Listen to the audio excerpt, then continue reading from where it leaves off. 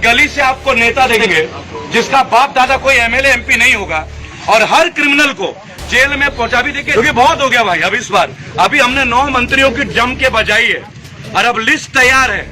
अगले 1 महीने के अंदर जो जो एमएलए के एरिया में जो जो कोविड में डेथ कर रहे हैं ना, और जिन्होंने एमएलए एमपी को कॉल किया और उन्होंने उन पेशेंट को अटेंड नहीं किया, उनके घर के सामने आ रहे हैं। लिस्ट बना रहा हूं और उन्हीं से आप काम करवाता हूं। अडानी जी मंगल ग्रह और शनि ग्रह के पैदाइश नहीं है। 8-10 एमएलए एमपी की हमने बजा दी है, मंत्री की बजाई है चौड़े में।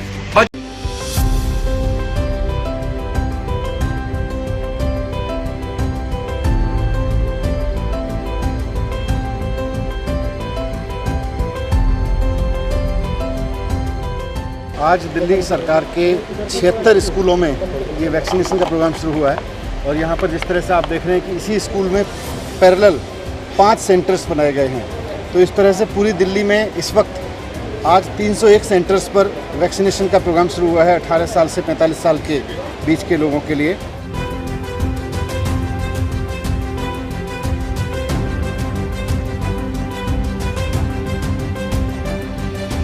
हम इसको और आगे बढ़ाएंगे। हमारा टारगेट है कि हर स्कूल में इस तरह से कम 10 सेंटर्स हों और अभी इसको धीरे धीरे करके हम 300 स्कूलों तक लेके जाएंगे।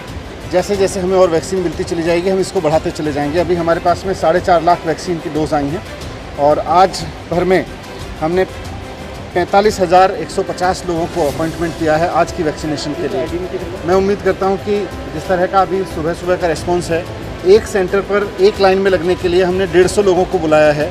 सभी के सभी टर्न आउट हो रहे हैं।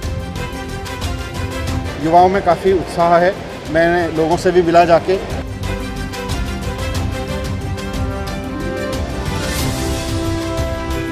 पर मुझे खुशी है कि अब इतनी बड़ी संख्या में जब लोगों को वैक्सीन लगने लगेगी तो लोगों की इम्यूनिटी भी बढ़ेगी और हमें कोरोना से लड़ने में मदद मिलेगी, कोरोना पर काबू पाने में मदद मिलेगी। साथियों, इस वक्त चुनाव से भी बड़ी प्राथमिकता देश को कोविड के संकट से उबारने की है। कांग्रेस पार्टी, युवा कांग्रेस और कांग्रेस के अग्रिम संगठन मदद का हर संभव प्रयास कर रहे हैं।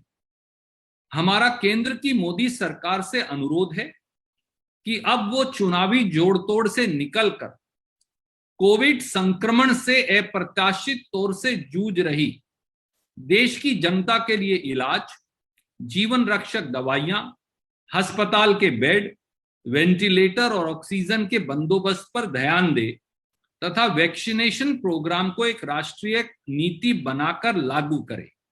यही सच्ची देश सेवा है। जब से भाजपा सरकार हुकूमत में आई है, लगातार अहंकार में लिप्त है। जनता की आवाज को सुनना और उनके दुख, दर्द और उनकी असहनीय पीड़ा को समझना इस सरकार ने कभी जरूरी नहीं समझा। न जनता की चीख सुनाई देती है, न विपक्ष द्वारा देश हित में जनता की भलाई हेतु दिए गए सुझाव। अहंकार में डूबी भाजपाई हुकूमत द्वारा हमारे वैज्ञानिकों की सलाह और उनकी चेतावनियों को नजरअंदाज करना उनकी नासमझी और ओछेपन को दर्शाता है, जिसका खामियाजा आज देश को भुगतना पड़ रहा है। सरकार द्वारा बनाई गई वैज्ञानिक सलाहकारों के एक फोरम ने मार्च की शुरुआत में ही कोरोना वायरस के एक नए और अधिक संक्रामक वेरिएंट के बारे में आगाह किया था, लेकिन इसके बाद भी सब कुछ नजरअंदाज किया गया। आपको बता दें कि यह फोरम स्वास्थ्य मंत्रालय के national centre for disease control के तहत काम करता है। देश में बीते दिनों लगभग 4 लाख से ज्यादा मामले प्रतिदिन आ रहे हैं और लगभग 3,523 मरीजों की मौत की खबर से देश चिंतित है। लेकिन इन सबके बाद भी भाजपाई हुकूमत और उनके शीर्ष नेतृत्व स्थिति की गंभीरता को दरकिनार कर अपनी आत्ममुग्धता में व्यस्त हैं। प्रधानमंत्री मोदी ने सब कुछ जानते हुए भी इस संकट के बीच चुनाव प्रचार और अपनी रैलियों को जारी रखा। भीड़ इकट्ठा कर इस देश की जनता की जिंदगियों को ताक पर रखा। यहाँ तक कि सत्ता की लोलुपता में जलती चिताओं को किनारे कर दिया।